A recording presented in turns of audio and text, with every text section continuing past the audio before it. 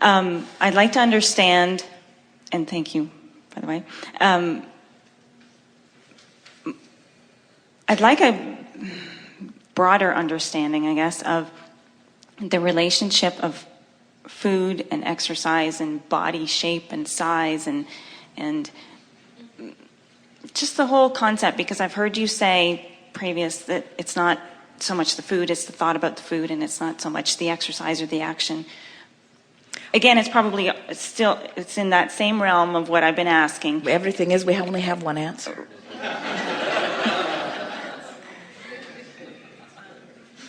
In other words, it turns out that relative to achieving anything, your options are this: you must act in accordance with your belief, otherwise you get angst, or you have to change your belief, otherwise you get angst.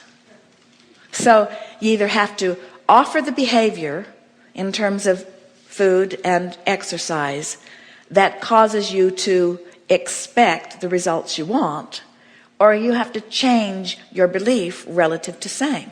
It's one or the other. And for most people, it's easier to modify behavior, but we would so rather that you modify your thought. Okay. And it's a matter of sort of trial and error. In other words, it's a matter of just thinking and feeling and thinking and feeling and thinking and feeling and thinking and feeling. You bring yourself to very clear ideas of what you want, and that is such a wonderful thing. And when you hold to those ideas and then you offer a belief or an action that you have a belief about that challenges that idea, then you feel uncomfortable. And so over time, people who are really determined modify their behavior because it's an easier way of going about it. But now you reached a place of even greater enlightenment and evolution, where now you've got I can modify my behavior in order to get what I want. Now I want to get what I want with more flexible behavior.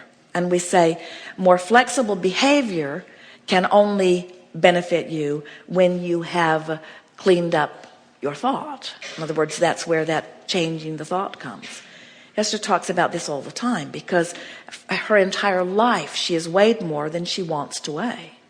And yet she has this lovely relationship with food. They travel around the country and they know where every wonderful restaurant is. And every night of the world, or nearly, is a celebration in some delightful restaurant with some delightful person that they remember from the last time that they are there. And there's something special on that menu that they remember that they want.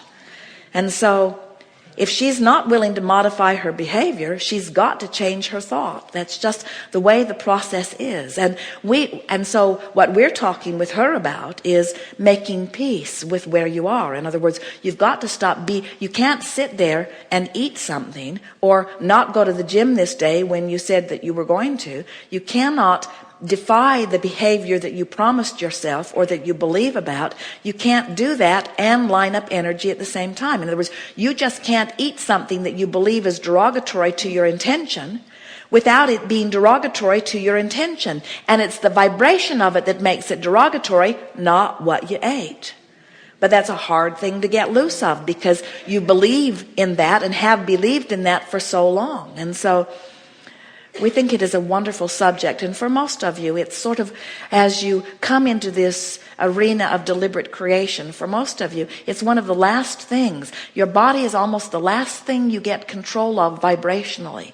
And as we said earlier, it's because you take it everywhere you go.